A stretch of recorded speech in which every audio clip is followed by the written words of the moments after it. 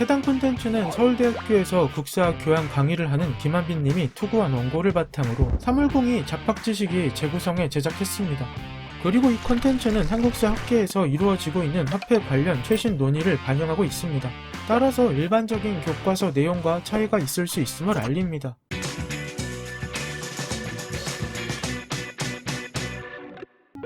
화폐는 상품의 교환 유통을 원활하게 하려고 사용하는 매개물입니다.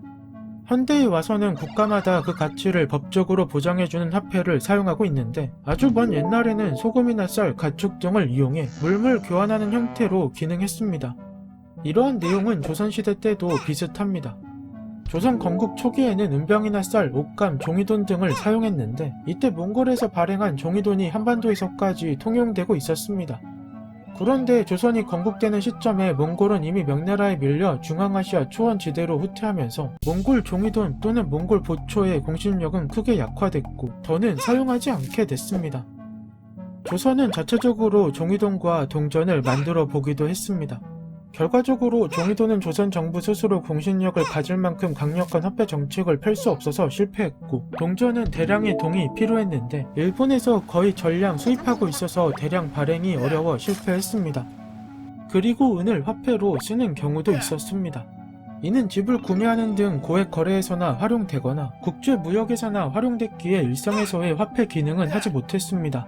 이에 따라 쌀과 옷감이 일반적인 화폐로 기능했습니다.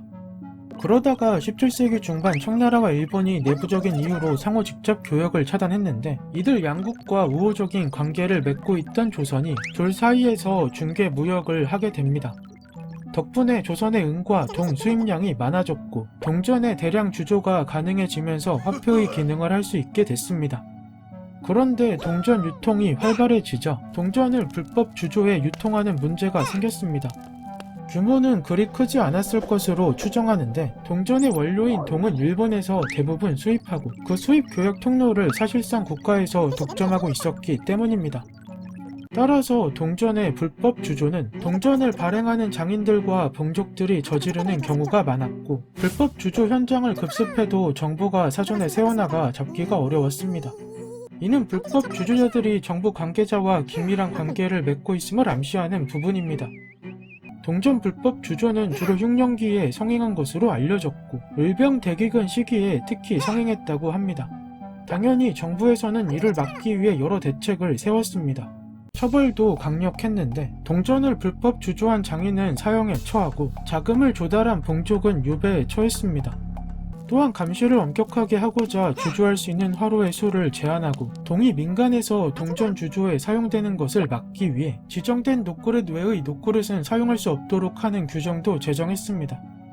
이런 식으로 운영되던 동전은 19세기 후반 동전 가치가 하락하면서 물가가 오르는 인플레이션을 유발하기도 했습니다. 흔히 19세기 말 경복궁 재건에 활용할 재원을 마련하고자 흥선 대원군이 1866년 발행한 화폐 당백전 때문에 화폐 경제가 붕괴됐다고 알려졌습니다. 이는 반은 맞고 반은 틀린 내용으로 당백전의 명목 가치는 조선시대 대표 금속 화폐인 상평통보의 100배였지만 함유된 금속 가치는 5배에서 6배에 불과했기에 당백전이 시중에 유통됐을 때 인플레이션을 유발했습니다. 상황이 안 좋아지자 정부는 6개월 만에 발행을 중단하고 1년 만에 유통 자체를 중단했습니다. 하지만 당백전보다 인플레이션을 더 유발한 요인은 청나라 동전입니다. 당시 고종은 국내 동전량이 부족하다고 판단해 청나라 동전을 대량으로 수입해 유통했는데 청나라 동전은 상평통보와 비교했을 때 함유 금속 가치가 3분의 1에 불과했습니다. 1867년에서 1874년까지 청나라 동전 유통량이 조선의 국내 동전 유통량의 30-40%에 이를 정도로 그 양이 많았다고 하니 당연한 수순이었습니다. 그리고 1876년 이후 개항으로 인해 급격한 인플레이션이 촉발됩니다.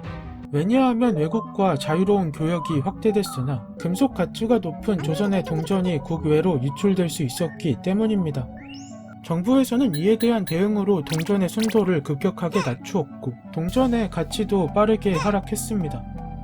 위 그래프는 19세기 장흥과 영암 지역의 문중이 만든 회계문서로 쌀 한 석이 상평통보 몇 량에 거래되고 있는지를 보여주고 있습니다.